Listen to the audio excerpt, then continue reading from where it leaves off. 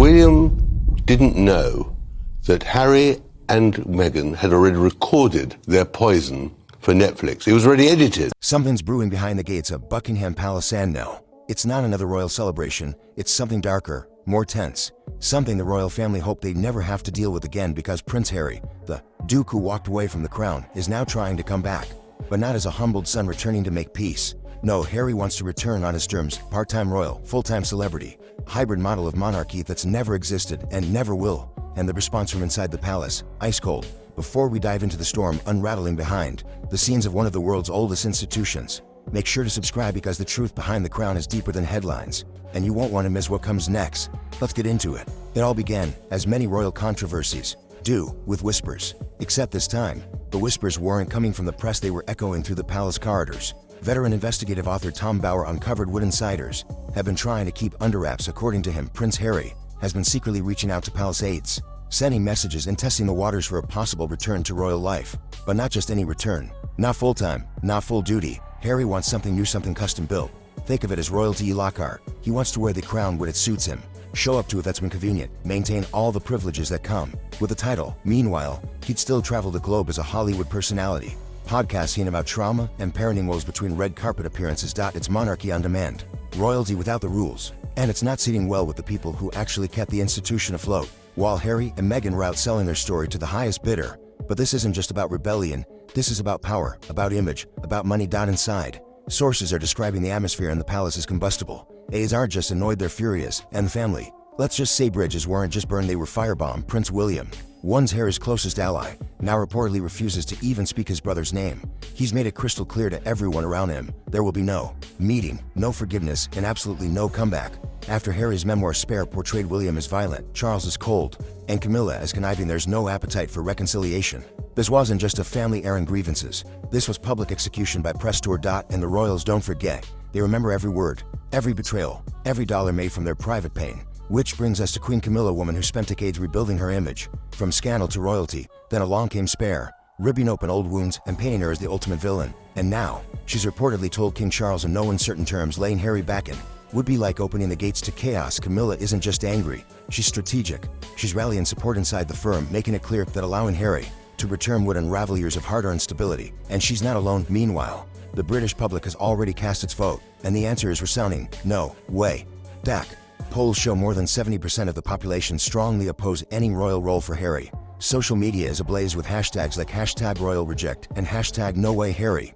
Memes mock the idea of a royal refund on loyalty. One viral post said it best: you don't get to throw dirt on the family crest and wear it again when Hollywood flops. The court of public opinion isn't just closed, it's locked. But the question lingers: why now? Why would Harry, after years of scorched earth interviews, documentaries, and tell-alls, suddenly want back in? The answer: survival. Because behind the glossy headlines and Montecito mansion walls, things aren't as picture perfect as the Sussexes hoped. The Spotify deal gone, Netflix on shaky ground, with execs reportedly reviewing how to wrap things up quietly. Meghan's lifestyle brand barely a whisper. The once high-flying Sussex brand is losing altitude fast, and when the bills keep piling up, bodyguards, private jets, lavish homes, PR firms, something's got to give. That financial independence they once touted, it's a lot harder when the golden goose stops laying eggs. Insiders say Harry's recent calls to UK contacts weren't about family, they were business moves. A royal connection, even symbolic, still holds value. It opens doors, books deals, legitimizes brands. But the problem is, he wants the perks of royalty without the price of duty. And that's not how the monarchy works. Back inside Buckingham Palace, the atmosphere has shifted from tension to outright rejection. Staffers who once coordinated Harry's media appearances, booked his engagements, and fetched his tea now reportedly refuse to even say his name. Among senior aides, he's been nicknamed the Former, not in reference to his titles but as a ghost of the institution, a relic from a chapter they've collectively erased. One insider put it bluntly: he's not just at ease and welcome, entirely, completely, irrevocably. What's shocking isn't just the silence, it's the unity. From King Charles down to junior courtiers, the message is crystal clear: no more half-in, half-out deals. The royal family has turned the page and there's no room in the new chapter for a man who torched the manuscript and tried to sell the ashes. Even King Charles, once a soft-spoken, ever-forgiving father, is reportedly done, not in anger, but in heartbreak.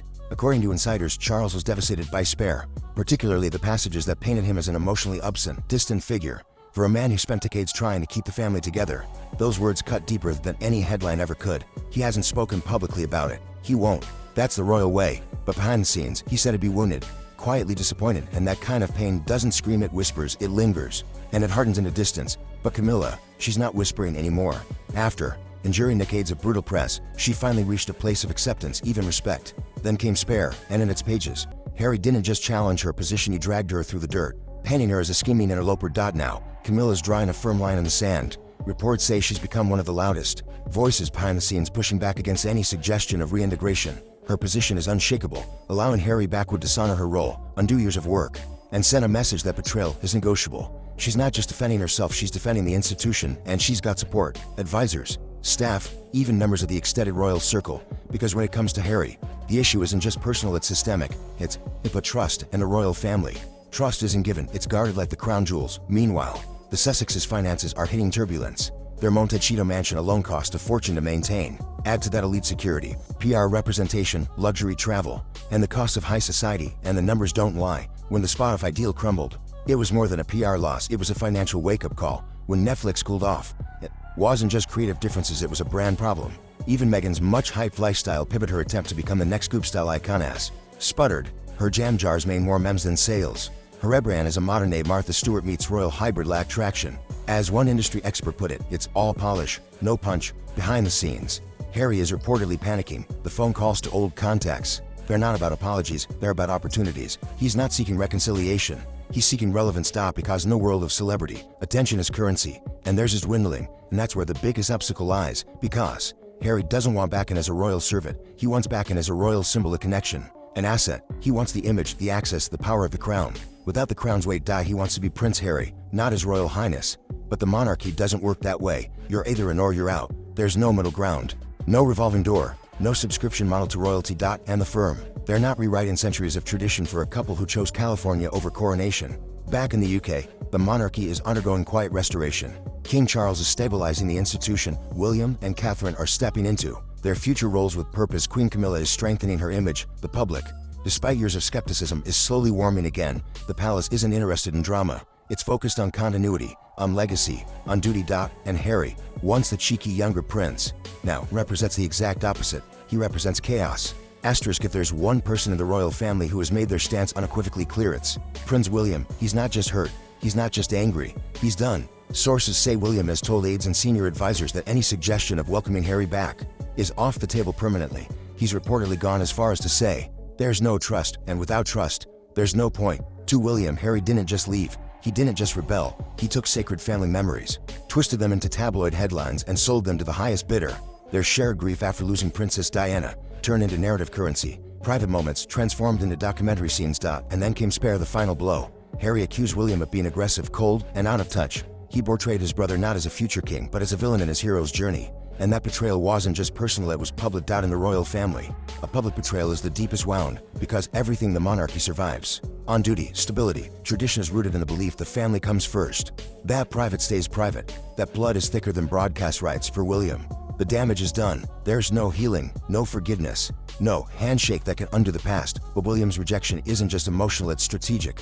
He understands what the monarchy needs most right now: credibility. You can't preach tradition, loyalty, and honor while bringing back the very man who dismantled all three on primetime television. Reintroducing Harry would send the institution into a tailspin. The public would revolt, the press would feast, and the cracks would show. So William is standing firm, not out of pettiness, but out of protection. He's not just defending the family, he's defending the future of the crown, and he's not alone. The British media, once cautiously sympathetic to Harry and Meghan's struggles, has flipped the script. Every new rumor about a royal return is met with brutal headlines, fiery op-eds, and public backlash across television, tabloids, and TikTok. The message is unified. You can't torch the royal brand and expect a second chance when the market shifts. Even in Hollywood, the Sussex shine is dimming. Producers, once eager to ride the royal wave, are now reportedly backing away. Why? Because when every personal connection becomes a headline, people get nervous. Investors don't want controversy, executives don't want unpredictability, and nobody wants to be the next victim of a tell-all series. The Sussex brand, once seen as revolutionary, is now seen as risky. Spotify cut their losses. Netflix is reevaluating. Meghan's projects are stalled or scrapped. It's not just bad press, it's bad business. And Harry, he's no longer the charming prince with a rebellious streak. He's the man who walked away, threw grenades over his shoulder, and now wants to stroll back through the wreckage with a smile. But the palace doors are shut and they're not reopening. Inside royal circles, there's a saying, once out, always out. Loyalty isn't just a virtue, it's the glue holding the monarchy together. And once that's broken, no amount of PR, podcast, or philanthropy can fix a die Harry wanted freedom and he got it but now. As the spotlight fades and the money slows, the reality is sudden. Freedom comes with a price. And the crown doesn't offer refunds. What do you imagine? A soft return, public forgiveness. A new narrative isn't just unlikely, it's impossible. Because the truth is, royalty doesn't chase after those who leave. It doesn't beg. It doesn't plead. It doesn't entertain comeback tours. It remembers. It watches, and then it moves forward.